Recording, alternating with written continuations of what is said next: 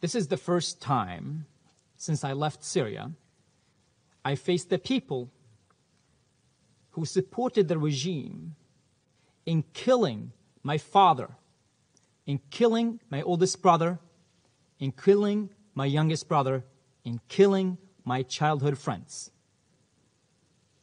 When the soldiers came home to kill my family, my mom heard one of them speaking Farsi. He was an Iranian officer sent to kill our hope for democracy.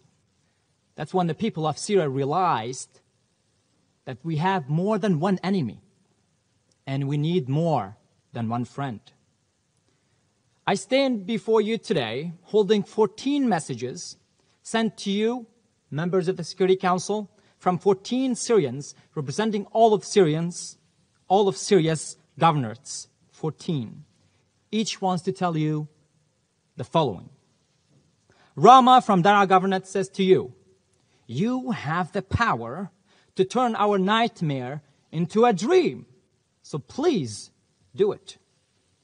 Ali from Damascus says, isn't it surprising how powerful you are, but how powerlessly you act in the face of our enemy? Well, Sarah from Homs says to you, my daughter is severely sick. Can any of you help fly her out to any safe hospital anywhere in the world? And you have Yasser from Hama, and he says, I lost everything on your watch. And you just like to blame things on other members. You blame it on Russia just to push the responsibility away from you. Hiba from Latakia says, Syria has never been scarier than now. Even the supporters of the regime are being arrested by the regime and tortured and killed. Just so you know, I am not going to filter the voices of the Syrian people. I'm telling you exactly what they say. Karim from Idlib says to you, you have been acting so lame since 2011. I lost everything I ever loved. I lost everything I have. And he tells you, fuck you for not being useful, for not being respectful to human lives and human rights. You have Sana from Aleppo, and she says to you, all we need is protection. I am tired of being afraid from the sky. I don't want it to drop more bombs. Shiro from Hasaka says to you, don't let Russia and China and Iran play you. Act like you understand your position of power. You sitting in the Security Council, not in a carousel in Disneyland. While Ranim from Reef Dimashq says to you, I am claustrophobic. Whenever they bomb, I have to go and hide in the basement or in a tiny room, and I can't breathe. I can't breathe. I can't breathe. I just want this to end. Shadi from Quneitra says, I recently, and he's a very young person, I recently tamed a cat, and she is right now in this conflict, my world. So please help me keep her safe, keep her alive. Her name is Judy. Maryam from As-Suwaida.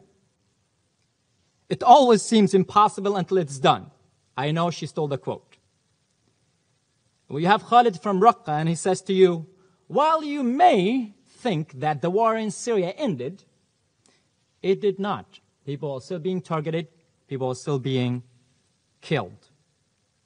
Lubna from Deir ez-Zor says, there's only one way. There's only one way to end the war in Syria, and that's bringing Assad regime to justice. The last message, number 14th, is from Tartus, my hometown, so I wrote this message.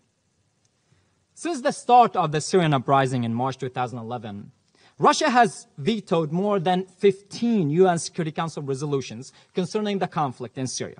Among other things, these resolutions covered human rights violations, the use of force against civilians, toxic chemical weapons, and calls for a meaningful ceasefire.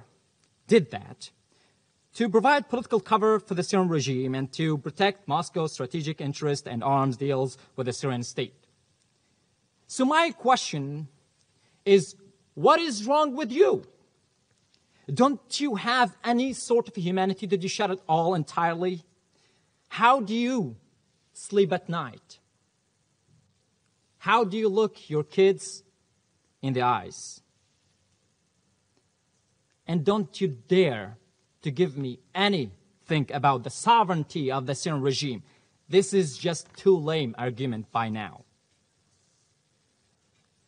The Iranian regime and the Iran-backed militias did not get enough from killing the brilliant minds of Iraq. Killing them was not enough, so they crossed the border, then they came to Syria, and they slaughtered, raped, and they burned both human, animals, and trees. And if you want proof of that, go check atrocitiestracker.org, a project of the Syrian Emergency Task Force that sheds a light on the evidence and the testimonies of the families and victims of Iran and Syria and Russia in Syria. The people of Syria will remember the ones who did them good and the ones who did them bad. As I testify before you today, there are millions, that's millions of people that depend on humanitarian aid in northwest and northeast Syria. These innocent people are held hostage to Russia that keeps hostage all the cross-border points, including Bab al-Hawa. The reason I've been shaming you for the last 5 minutes is because I know that you have some power to do so much, but you choose not to. Here are 3 actions that you can do to both prove to your own citizens that you care about human rights and to mitigate the suffering of the Syrian people. First, pressure Russia as much as you can to extend Bab al-Hawa and open all the other cross-border points to allow humanitarian aid. This technically should not be a negotiation. It's humanitarian aid we're talking about.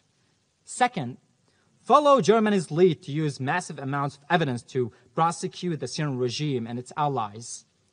This step can help to slow down or prevent the normalization of the regime that is still insulting you on a daily basis by committing crimes against humanity and war crimes. Third, and this is perhaps the most difficult, but the most important thing to do, fight with us. The Syrian people fight with us to free every mother, every father, every brother, every sister, every neighbor, every friend who is being captive for simply taking to the street, demanding their rights and asking for accountability and justice.